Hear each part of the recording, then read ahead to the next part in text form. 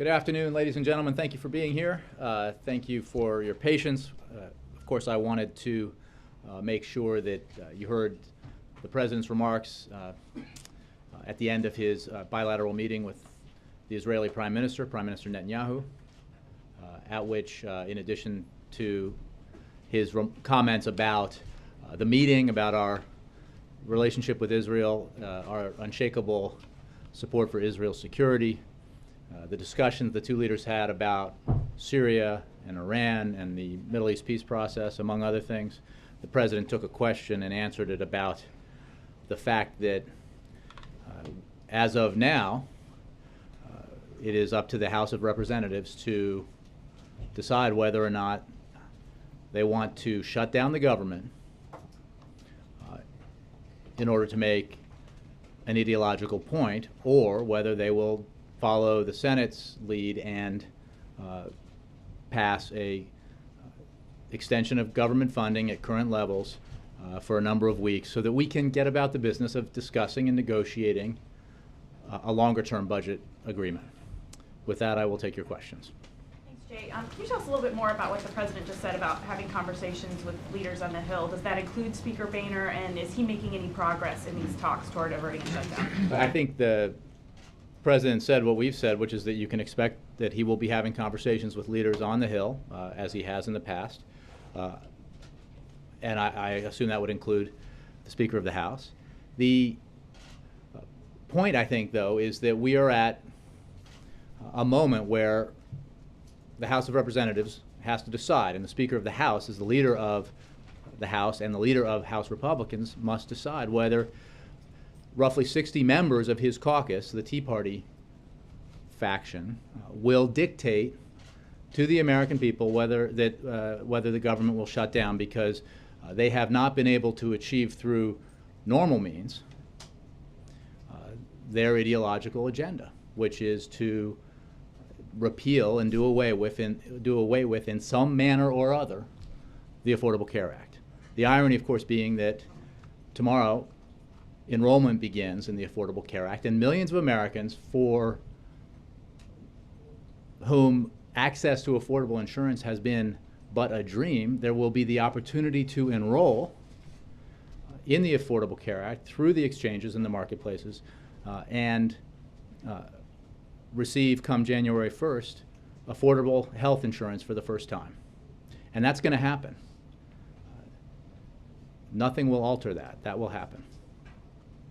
So a couple of follow-ups on that. Can you say whether he's spoken yet to Speaker Boehner? I don't have any other conversations or new conversations to read out. I think what the President indicated is that he expects that he will, of course, speak with leaders in the coming days. Again, there's nothing here to debate. That the President has made clear all year long that he is willing and eager to negotiate over our budget priorities and to reach a common sense solution to funding our government. That's what his budget was about, which many of you wrote about and correctly assessed to represent compromise. And we have encouraged Republicans to show the same willingness to compromise all year long, and the President has met with many members of Congress of the Republican Party over the course of the year to have those discussions. What he will not do is go along with the idea that the government should be shut down over this desire to unwind history and achieve through threat and extortion what Republicans couldn't do through the legislative process or through the election process.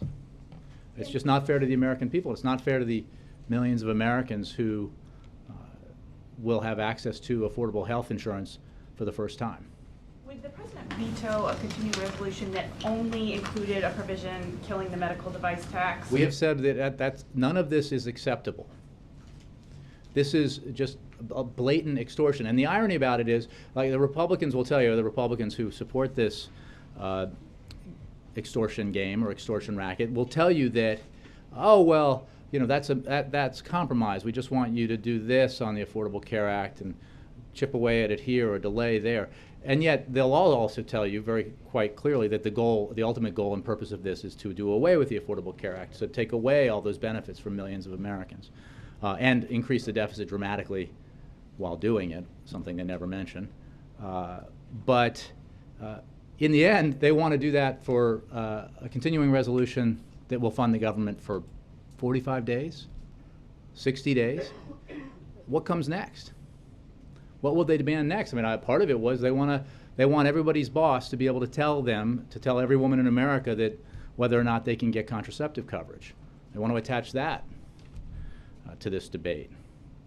You know, this is not, as others have said, this is not the way Congress ought to operate, and it's irresponsible and reckless to hold the functioning of the government hostage to these ideological imperatives. There's no sign of any movement, Jay. Isn't a shutdown inevitable this evening? Well, the President said just now, and I certainly agree with him, that no, that he is not resigned to a shutdown because there's an avenue open to the House after the Senate does what we expect, which is send back to the House a clean CR that just continues funding the government at current levels. It contains no concessions to the Democratic agenda or the President's agenda. Just continues funding the government at current levels for a number of weeks in order to allow for the negotiations the President is eager to engage in.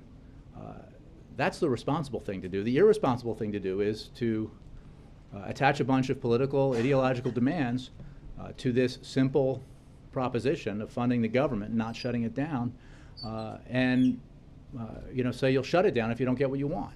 You're not detecting any signs of any movement. Well, I used to walk the halls of Congress as a reporter, and back then knew a lot more about the minute-by-minute developments. In fact, I did that during the last government shutdown, here in '95 and up there in '96. But I leave it to your colleagues to tell me more precisely what the thinking of the House Republican leadership is. How will the shutdown affect White House staffing? Well, the White House, like other agencies within government, is affected. There will be reductions in staff. We'll have a skeletal staff. There's obviously essential staff that's exempted or accepted, which I think is the proper term, and that's true in other areas.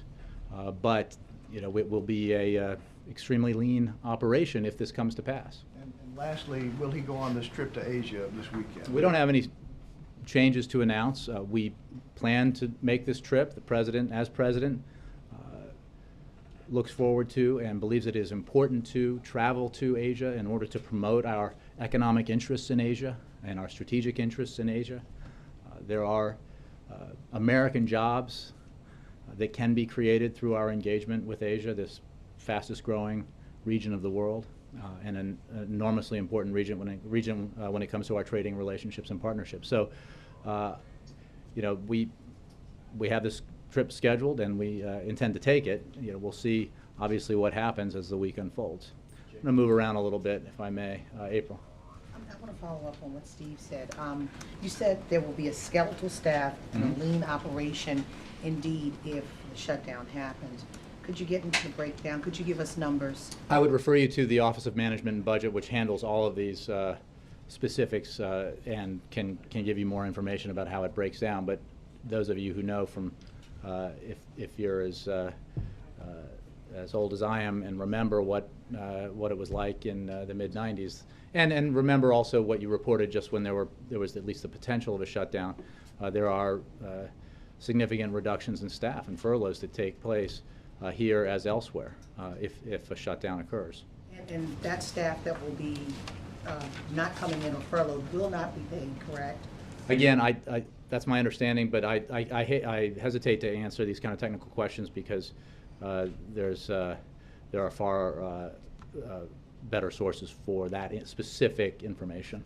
And we're understanding that today that even the White House is trying to still parse through all the technicalities of the effects on the White House from a shutdown. Is that the case? And if so, could you talk to us about some of the things that you're dealing with? Look, here's the thing. There are effects here, and there are effects throughout the government, but those pale in comparison to the effects and impacts that a shutdown would have on women and children and seniors.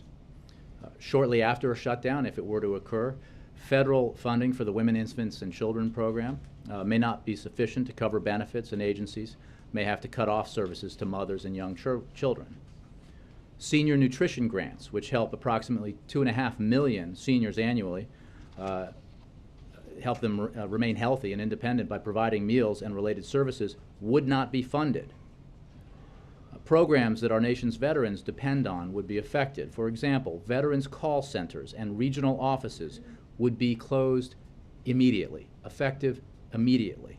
So those services that help veterans understand their benefits, including call centers, hotlines, and regional offices, would be closed. Vocational rehabilitation and education counseling for veterans would be limited. Veterans business support centers would be immediately closed. And should a lapse extend through late October, compensation, pension, education, and other veterans' benefits would be cut off. Important research and consumer safety programs would be halted in the event of a shutdown, including research into life-threatening diseases, work to protect consumers, ranging from child product safety to financial security to the safety of hazardous waste facilities, would cease. The Sandy recovery efforts, the West Texas investigation, and other fire and emergency response grants would be halted. And on that, I just want to point out that when it comes to emergency disaster relief, there is the fund that is operational. So should there be a disaster, there would be funding available for initial and immediate emergency relief. But what would be affected by a shutdown are the ongoing Sandy recovery efforts and the investigation into the explosion in West Texas and the like. So those are the impacts and effects that matter. We, like every other agency, would be affected, but it's folks out in the country who will be affected that concerns us most. Okay, thank you for that information. But again, how will the president plan to go to Asia if there's a schedule, skeleton crew, and a lean operation here, and then also how Again, the ACA president affect- said today, not long ago, that he is not resigned to the idea that the government will shut down. He remains hopeful that the House will come to the reasonable decision that it is appropriate to simply extend funding of the government further for several weeks in order to allow for the kind of negotiations that they claim they want about our budget priorities. So he remains hopeful, or at least not resigned to the fact of a shutdown. And when it comes to the mechanics of the trip and the people and equipment that gets positioned abroad for a trip like this, I just would have to refer you to OMB or to the agencies involved, Department of Defense, Secret Service. Jim, and then John. Jay, one of the other proposals floating around up on Capitol Hill would be a really, really short-term CR, something along the lines of a week to keep the government running. You, from this podium in the past, have described that as sort of toll booth government, or even these continuing resolutions as toll booth government.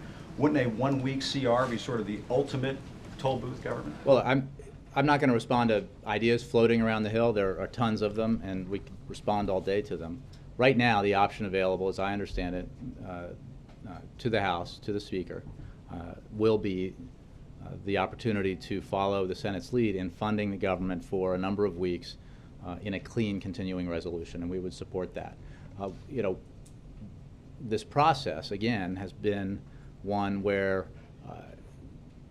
a small faction, a very extreme faction of Republicans in the House, has essentially forced its leadership to go along with the proposition that it is better to shut down the government with all of the negative effects that we've talked about, and better perhaps to default on our obligations for the first time in history than to allow a law that was passed and signed and upheld by the Supreme Court to be implemented.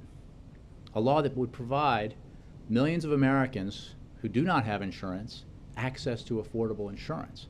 And one might surmise that the extreme agita that you see among Republicans right now over the Affordable Care Act and Obamacare is a direct result of the fact that beginning tomorrow, there is a concrete development that means that millions of Americans will for the first time be able to sign up for that health insurance. And as I think I've seen Republicans say, it'll be a lot harder to get rid of Obamacare once these individuals who have had a hard time getting affordable health care are able to see the benefits that the Affordable Health Care the Affordable Care Act provides to them. The So. White House might get away with a one-week CR. Again, I'm not going to negotiate ideas that are floated to me from any row of this briefing room, except to say that, we don't think extraneous political agenda items ought to be, well, maybe from the front, but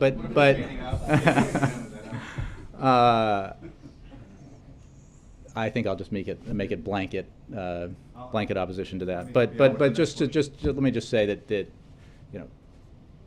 Congress ought to do its job. It only has a few absolute functions, and one of them is to ensure that the government and its essential operations are funded. Another is to ensure that the United States pays its bills, as it has throughout the entire history of the nation. And Jay, let me just follow up real quick. In the last couple of weeks, Democrats, including the president, have, and he has not used all of these words, but I'll throw out some of them that have been used, have referred to Republicans as arsonists, anarchists, extortionists, blackmailers. I think I just said extortion hostage racket, takers. yeah. Dan Pfeiffer talked about bombs being strapped to chests. It almost sounds as if this White House is trying to taunt Republicans into shutting the government down. Well, that's certainly not the case. I mean, as I think I just saw my colleague Dan Pfeiffer on CNN's air not long ago say that I think it was Mitch McConnell who, in this iteration of these negotiations, similar ones 2 years ago, who referred to the economy being a hostage that they could take in the negotiations with the president. So I don't think this is language that either side has exclusive rights to or has only used in the past. But here's the facts. When it comes to funding the government or when it comes to paying our debts, the Democrats and the president, on the one hand, are asking for nothing. No concessions, no ideological riders, no special pet projects, no political gotcha items, in exchange for the simple extension of government funding, in exchange for Congress ensuring that we do not default. Republicans, on the other hand, are attaching to, in the concrete bills that they've passed and in their imaginations anyway, when they talk about what they'd like to attach, all sorts of political agenda items, some of them wildly inconsistent with where the American people want the country to move. And that includes issues that are wholly unrelated to the budget and wholly unrelated to the debt and the deficits that we must manage and the responsibility of Congress to ensure that we don't default. John Allen. Two questions, Jay. One, following on Jim, this is no longer such a hypothetical. Senate Minority Leader Mitch McConnell has hotlined a one-week CR in the Senate within the last few minutes, maybe hour. So it looks like there's some movement on that on Capitol Hill. And you said that Congress has the responsibility to keep the government funded. I wonder, would the president sign? Well, you just mentioned this happened in the last couple of minutes, so I'm not going to give you a statement of administration policy, except to say that it has long been our position that Congress ought to make sure that the government doesn't shut down, and they ought not to attach to their responsibility to ensure that the government doesn't shut down any ideological poison pills or any agenda items that they can't achieve through the normal process. But we'll have to see what Congress does. There's a lot of movement in Congress that doesn't result in actual action. And on the Affordable Care Act, will the president be doing anything tomorrow to promote the rollout? And can you talk a little bit about what the White House is going to be doing more broadly? Well, I don't have any information at this time for you on the president's schedule tomorrow. It is certainly the case, and I appreciate you bringing it up, that Department of Health and Human Services and others are engaged in preparing for tomorrow's opening day of enrollment, and there's a lot of activity around that. And it will be the first day of a 6-month open enrollment period for individuals to basically shop for health insurance in a way that they've never been able to before, and for so many of them to have options available to them at affordable prices that they've never had before. And we expect that when those marketplaces open and the exchanges open, and you can, as a consumer, review your options either online or through the telephone call centers, there'll be a lot of window shopping. A lot of people will assess what's available to them, and then as time passes and we move closer to January 4th, more and more of the millions of Americans who have this option available to them will take advantage of it. And that will be a very good thing indeed. John Carl. Jay, are these briefings essential? Will you continue to brief? We obviously believe it's important that the American people be apprised of what's happening here at the White House, and we will endeavor to provide that information as best we can with a skeletal staff. Are you confident that this will be a political disaster for Republicans if there's a shutdown? I wouldn't make any kind of predictions, and that suggests that we're looking for an outcome.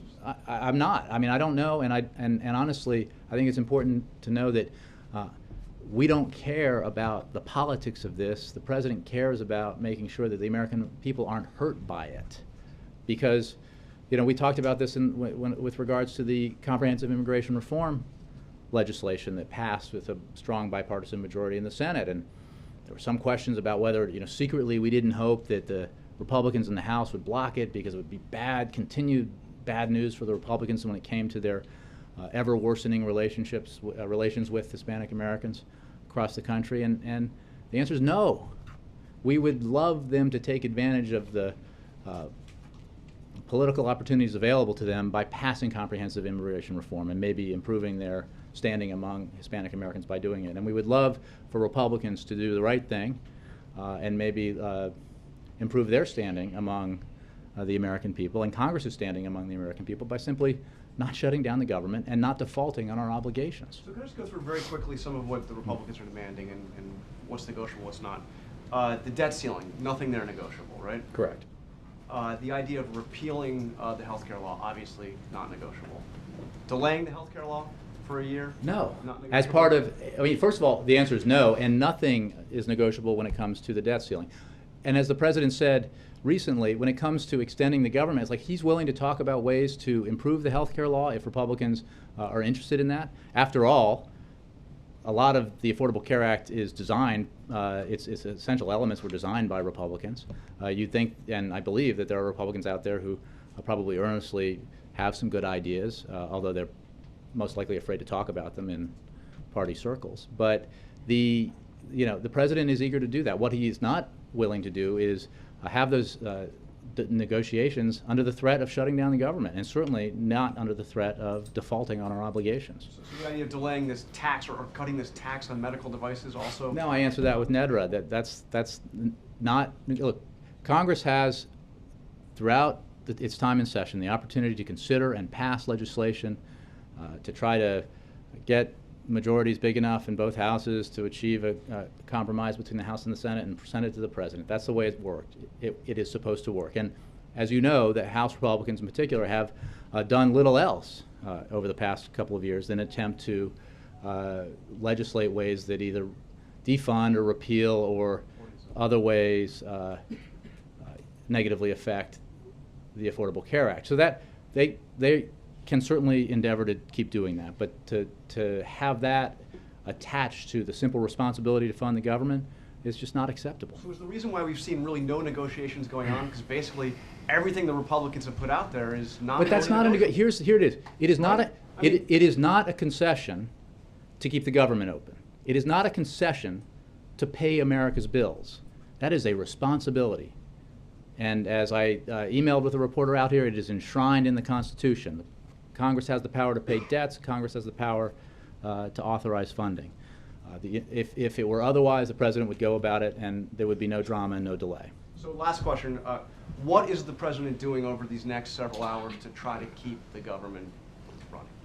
Again, it is not, unfortunately, within the president's power to pass legislation on the Hill. Well, what's he doing? The president said that what's he doing over the next? The president said just moments ago that he will certainly be. He expects having conversations with leaders in Congress, but it is pretty elemental here. There's an option to keep the government open. There's an option to shut it down for ideological reasons, and he would not presume to have the power of persuasion within the House Republican caucus that perhaps John Boehner does, or perhaps other leaders in that conference, rather, might have. Let me move around. Chuck. The president said he was open to negotiating on the budget overall. Mm-hmm. Has So been all year long. Okay, and I assume it's over a one-year proposition of funding the government, not through the 2 and 3 months. Oh, sure. Is that what he's His saying? When he proposal. says that, is that what he's saying though? Is that it's about funding the government for 2014, and if he's open And to well, negotiating, and beyond that, as is reflected in and his is that- budget. Well, is under those circumstances, under that umbrella, then are parts of the law, of the healthcare law, part The of those president said negotiations? the other day that he is open to discussions with Republicans who are sincere about it, ways to improve So you might the be open Affordable to Care some of Act. these changes under that set of negotiations, just not over CRs or debt. Again, I'm not going to say that he's open to delaying the individual understand that, not talking about because he delay, is not, but because that is a change. deliberate, explicitly stated effort to basically eliminate But the Obamacare. medical device tax would qualify in something he'd be open to? I'm not going to under get into, regular I'm not going to circumstances? get into specific things that, but he is certainly willing to negotiate with and discuss with Congress, not under the threat of shutdown or default, ways to improve the Affordable Care Act. That has been the case and will be the case moving forward. And he is willing and eager to negotiate with lawmakers in Congress, Republicans who are interested in finding common ground on our budget priorities. And he has demonstrated that all year long. Now remember, if I may, Republicans insisted as part of the last time that we had a budget negotiation with deadlines at the end of last year, that they would not, they would move forward with a bill that raised taxes on the wealthiest Americans and locked into place a permanent tax cut for middle-class Americans. In exchange for that, they insisted that the Senate pass a budget, because the House had and the Senate. And the debt, and by the way, they raised the debt ceiling without drama and delay, no threat of default, but they insisted as part of this that the Senate pass a budget. They were hopping mad about the fact that the Senate had not passed a budget because the House had passed a budget, and so the Senate passed a budget because John Boehner said he wanted regular order in the Congress, and that's how it should be. House ought to pass a budget, the Senate ought to pass a budget, the two sides ought to come together in conference and try to work out their differences, produce a compromise budget that could then move forward. Now, so Senate upheld its obligation. Senator Murray did an excellent job moving a bill forward, passing a budget through the Senate with Leader Reid, and it has languished ever since with the House leaders refusing to do what they said they would do, which is appoint conferees. So how here we are, the president all year long has put forward a budget proposal that is filled with compromises, filled with demonstrable effort to find common ground, and Republicans won't even negotiate over that. Instead, they are obsessed with refighting an old battle from a couple of Congresses ago, which was the debate about the Affordable Care Act and its passage, and the fact that it was signed into law, and the fact that it was upheld by the Supreme Court, and the fact that it was a subject of heightened debate during the presidential election, and the candidate who supported the Affordable Care Act was reelected. Can I ask you about the NSA story? It seems like every week there's a new discovery of NSA doing something that you guys swear NSA wasn't doing, and in this case, following innocent Americans and their social networks and creating this apparently labyrinth graph of how they create networks. Can you look at this with a straight face and say this isn't sort of going a step beyond what you guys have said NSA was Well, doing? what I can tell you is NSA's activities are directed against foreign intelligence targets in order to protect the nation and its interests from threats such as terrorism and the proliferation of weapons of mass destruction. What I cannot do is comment publicly on every specific alleged intelligence activity. But as a matter of policy, we have made clear that we do what other nations do, which is gather foreign intelligence. Wait a minute, whoa. And this is about not against. This is about Americans. Look, I think this that is about Americans that are not foreign, that went beyond this, and that's what well, this- I think again, are you denying that it was the case? I'm saying that I'm not going to just discuss specific tools or processes, but as you know, NSA's activities are directed against foreign intelligence targets in order to protect the nation and its interests from threats such as terrorism and the proliferation of weapons of mass destruction. NSA's foreign intelligence activities are conducted pursuant to procedures approved by the United States Attorney General and the Secretary of Defense, and where applicable, the Foreign Intelligence Surveillance Court. to protect the privacy interests of Americans. I understand that that's what you have to say, and that that's a statement you have to say. But are you at all concerned that it went beyond this? That it appears that Again, I'm not going to address. It was supposed to be about foreign. It was supposed to be about addressing people that have potential connections overseas. But this went a step beyond. It went beyond what you just said. Chuck, again, I'm not going to address a specific allegation. What I will say is note what the President said in his speech at the United Nations General Assembly, which is that we have begun to review the way that we gather intelligence so that we properly balance the legitimate security concerns of our citizens and allies with the privacy concerns that all people share. And that process is underway. Are you going to continue to get this drip, drip, drip out of NSA, which is you tell us a certain amount, something gets leaked by Snowden, Chuck, again, and then you guys acknowledge, okay, we were doing that. I mean, is that how this cat and mouse game is going to work for a while? Chuck, again, I'm not going to talk about specific things. Carol. I want to And then go back Major. to the president's eagerness to negotiate on a long-term budget deal. Mhm. When he says that, what's the window for that, and is that an offer to sit down and have negotiations with Republicans? Does that happen after the CR, before the debt ceiling? Like, what are the qualifications around negotiating something long-term? Well, it's an offer that's been on the table for the whole year, virtually, or since the end of the year last year. It's just an open-ended offer? Is he going to? I think the President has demonstrated that he is open to and eager to negotiate with Republicans who want to find common ground and are willing to compromise when it comes to how we best fund our government in a way that invests in areas that help our economy grow and help our middle class be more secure, but also reduces our deficits and debt in a responsible way. And that is reflected in his budget proposal. It was the central topic of the many conversations the President had and the Vice President and the Chief of Staff and many others had with Republicans over the course of the year, especially earlier in the year when we were hopeful that there was a willingness by Republicans to find common ground, when we were hopeful that there might be sincerity behind the assertion by Republicans that all they really wanted was the Senate to pass a budget and then there could be a conference and we could reach a compromise. But yes, that offer remains on the table. So if he's so eager to do it, are we going to see a big renewed push by him in the next Again, he weeks is. and months? A negotiation is not a one-way proposition. The President has put forward ideas. The Speaker, each time he addresses any budget issue, keeps moving further and further away. So when he first came forward with an idea that he would fund a proposition where he would have a continuing resolution that allowed for a clean continuance of funding for the government, he backed away from that under pressure from the small faction or the less than majority faction within his conference, and instead, launched off on this effort to try to appease the extreme wing of his party that is focused not on reducing the deficit, not on dealing with our long-term debt, but on this going after this piece of legislation that the President passed. So there won't be any renewed No, I didn't say push? that. I think the President, you just said that today, but Usually when he's Carol. eager to do something, we see, a big Sure, and move. So should we expect something like that? not under threat of shutdown, not under threat of default. But if the Republicans are serious about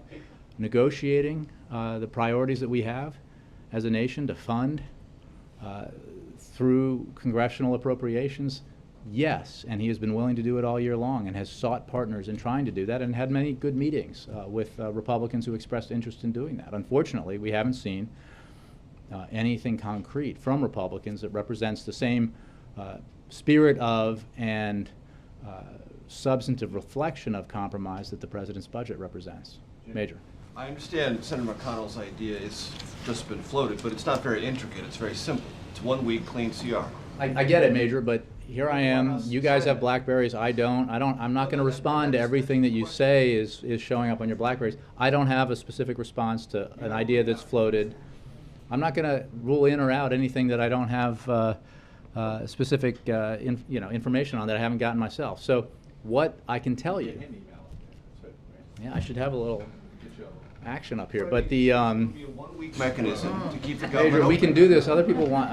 I don't have a reaction to a floated proposal from the now empty seat on the front row, or from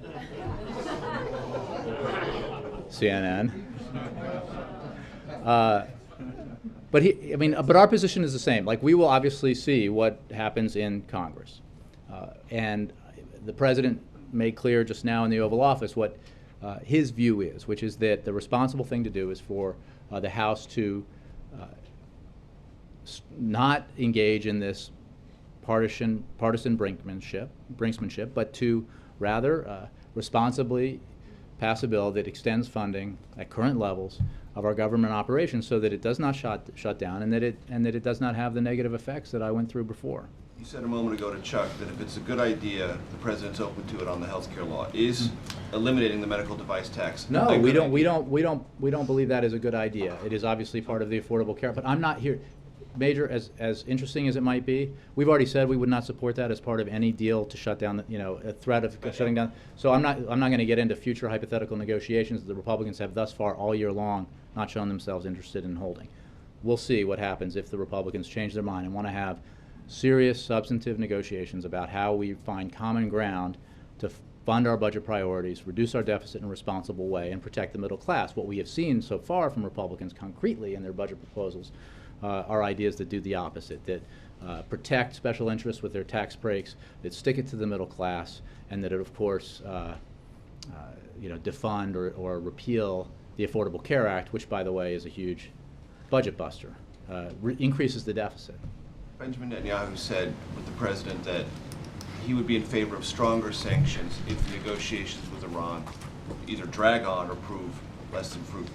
President support that? Look, our position, the president's position, from the day he took office and made clear that he was willing to have bilateral conversations with Iran, if Iran were serious about resolving this issue, is that absent progress on that issue, absent a willingness by Iran to deal with this nuclear weapons problem, that the international community ought to isolate Iran through sanctions and make clear through sanctions and other means that the violation of its international obligations was a serious matter, and that is what we have done. And so another way of asking that, which I can answer, is the sanctions regime has brought us to this point. The international consensus that the sanctions regime that was made possible by the the international consensus was made possible by the president's position.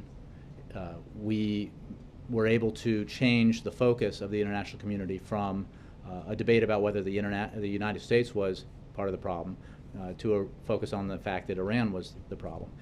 And through the last 5 years, we've seen the imposition and steady escalation of sanctions in a way that has had a dramatic impact on the Iranian economy. And I think we've seen reflections of that in the statements of members of the new government.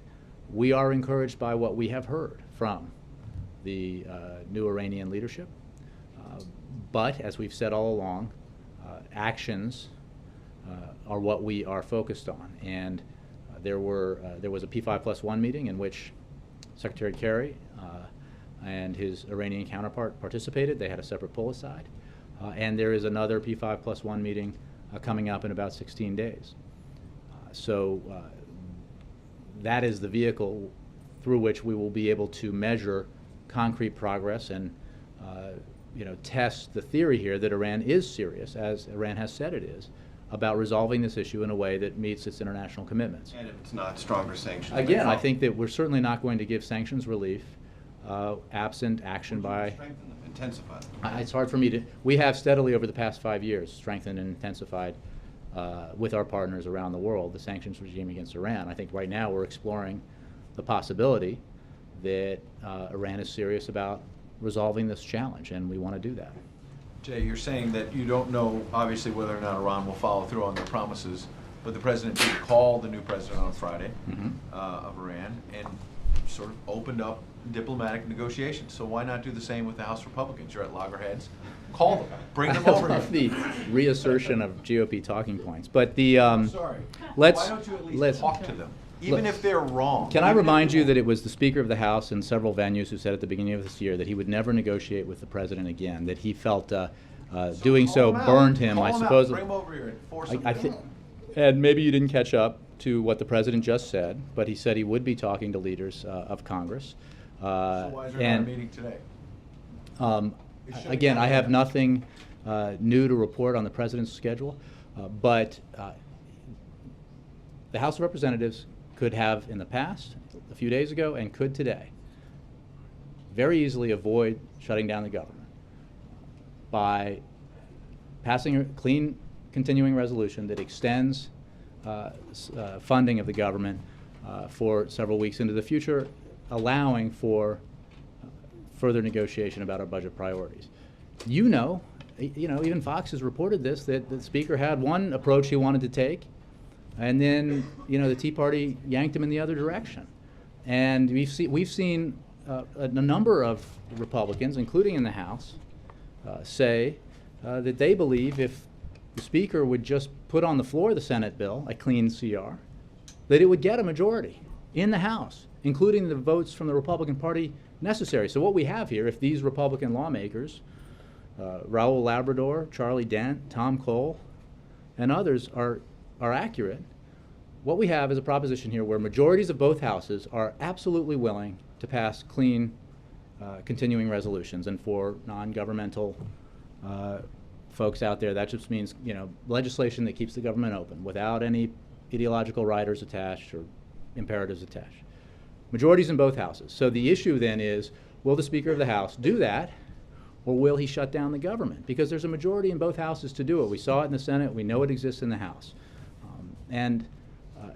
So this should not be about the internal politics of the House Republican Conference, because it's too serious. Right, so that's their problem. For you, you're saying the president's position is he's in favor of a long-term budget deal. How do you get a long-term budget deal without actually sitting down with anyone to hammer that out? The president has met with and spoken with countless Republicans this year, including the Speaker of the House, and has made clear in concrete ways through his budget proposals and through his offer to Speaker Boehner at the end of last year, his seriousness about compromise, his willingness to make tough choices when it comes to resolving our differences and funding our priorities, protecting the middle class, and dealing with our deficits, continuing to bring down our deficits, which, by the way, have been falling at the most precipitous rate since the end of World War II.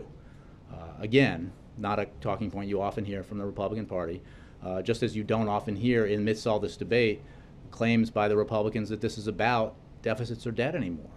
It can't be, because doing most of what they insist we do with their demands would actually increase the deficit and debt rather than decrease it. So I guess that's not their main priority anymore. Their objective now is focused entirely on trying to prevent the implementation of a law that passed Congress, was signed into law by the President, was upheld by the Supreme Court of the United States, and validated across the nation in a presidential election. Roger. 17 years ago, we had another government shutdown, and we had people like Gene Sperling and Sylvia Burwell and Jack Lew were around at that time. Have they offered? So was I. But in a different capacity. Yes, indeed. They were in government. Have they offered any sort of lessons learned from that and applied them to today's situation at all? Yes. But we've been through this already several times in terms of the prospect of shutdown or default, and most of the people you named, with the exception of Sylvia, were here, including Bruce Reed and others, for parts of that. So I think a lot of people here remember the Vice President and others, what happened in '95 and '96. But obviously this is a new and different time, and we're focused on 2013. We're focused on the middle class today, the seniors and women and children who would be affected if there's a shutdown, the veterans whose call centers would close effective 12/01, October 1st, if there's a shutdown. So, that's the president's priority. So you're saying it's quite a bit different today than it was Well, back I mean, in that time. yes, not to say that past experience for all of us isn't a useful thing to have when contemplating the future. Jackie. When there's a lot of Democrats who think the president has made a concession in just extending current spending, which is at sequestration rates, and their fear is that this will be, whatever comes out of this, if there is a long-term agreement, would lock in sequestration for another year. Can you rule out for the president that he would ever agree to another year's extension of sequestration? Jackie, it's a fair question, but I'm not going to get ahead of where we are now, which is focusing on Congress's responsibility to ensure that the government doesn't shut down. The ease with which the House could do it by simply extending funding at current levels, as you mentioned, for a short period of time to allow for further negotiation and to not make this about a partisan wish list, attaching things to Congress's essential responsibility that the Republicans, the Tea Party Republicans, can't get otherwise, and that the American people rejected in an election. So, you know, the president has put forward a budget. I know you and others have looked at it, and you know what his priorities are. You know where he's been willing to compromise, and he is willing to have those conversations. He did not put that budget forward and say, I get this, or there's no negotiation. That's not the approach he takes. It's often, at times, the approach Republicans take. He understands that, you know, this requires compromise and finding common ground. But what he won't do, and what he has never suggested he would do, is, you know, reduce our deficit in a way that puts all the burden on the middle class, or all the burden on our seniors, or all the burden on children through underfunding their educational opportunities. So, you know, there's a way to do this responsibly. The president's demonstrated over the course of the last 5 years almost that you can inherit the largest deficits in our history, the worst financial crisis in our history, or close to it, certainly in our lifetimes, manage those challenges, steady our economy, save the automobile industry, see the economy begin to grow and create jobs, see it create 7.5 million private sector jobs, do all that, pass the Affordable Care Act, which was a goal of members of both parties for a century, including Republican presidents, and see our deficits come down by half at a rate we haven't seen since the 1940s. So his record's pretty good on this, and through a willingness to compromise, we can move forward and do more in a way that allows our economy to grow and allows it to invest in the middle class. David, you have three big things on the agenda this shutdown watch, the healthcare, the eve of the healthcare open enrollment starting, and a visit by the Israeli Prime Minister. Can you give a sense of what sort of the atmosphere is like in the, does it feel like a busier than usual day? Is it tense? What's it like back there? Well, it's busy. But it's always busy here. It's busy for most of you in covering this White House and any White House. And you know, we're very much focused on making sure that the implementation of the Affordable Care Act continues, and it will. Making sure that the enrollment period that opens tomorrow opens and continues for 6 months, and it will. And making as much as we can information about that available to the public, to those millions of Americans and their families who will now have the opportunity to shop for affordable health insurance for the first time. And then on the foreign policy side, you know, as the president noted, I think we may have done this count. I can't remember, but I think it's accurate to say that President Obama has met with Prime Minister Netanyahu and spoken with Prime Minister Netanyahu more than he has any other foreign leader, and that reflects the closeness of the relationship between our two nations, the United States' commitment to Israel's security, and the importance of the issues that the two leaders discussed today, including Syria and Iran, where we've had major developments. So, you know, busy times to be sure. Jay? Yeah. Looking ahead to tomorrow, what is your level of confidence that this rollout is going to be ready and that it's going to rise to the expectations that the President and others have set for it? Well, you would have to evaluate the expectations. It will be ready and it will happen, and regardless of what the Republicans do in terms of pursuing their ideological agenda, implementation continues. As those of you who know how this works, the funding for the Affordable Care Act will not be significantly affected by any effort that the Republicans decide to take to shut down the government. And millions of Americans are going to have available to them the opportunity to enroll in these marketplaces and to purchase affordable health care for the first time in years. I mean, their option, we talked about the options available to them in the past, and for most of these Americans, they didn't have networks, they didn't have doctors, they had the emergency room. And their kids, when they had an asthma problem, they had the emergency room. And now they'll have something far better and more reliable available to them, which is health insurance. Are you saying the president has nothing on his schedule regarding this tomorrow? No, I didn't say that at all. I just said I don't have any scheduling announcements to make. Is he going to do I something? said I don't have any scheduling announcements to make. What's it going to say to the public if he doesn't do something? Peter, again, I'm not going to get into a back and forth about what is or is not on his schedule because I don't have any scheduling announcements to make. Yes, I Mark? have a question about the government shutdown, and Roger talked about 17 years ago. A lot has changed, including some of the provisions that have been put in place to cushion the shutdown, to make it less traumatic. I'm wondering if you have a prediction or you've come to a consensus among yourselves about how long it might take for people to really feel it. I mean, when the sequester happened, there were a lot of predictions from the White House that it would be awful and people would rise up and demand that it ended, and it didn't.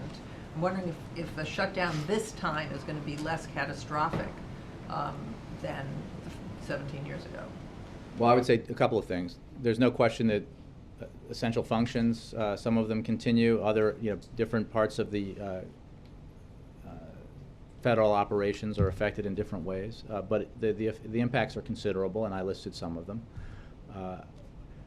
But the sort of underpinning of your question sort of supposes that we're approaching this in terms of how much political pressure will it take for Republicans to do the right thing, and we're hoping maybe zero, and maybe they'll just do the right thing, and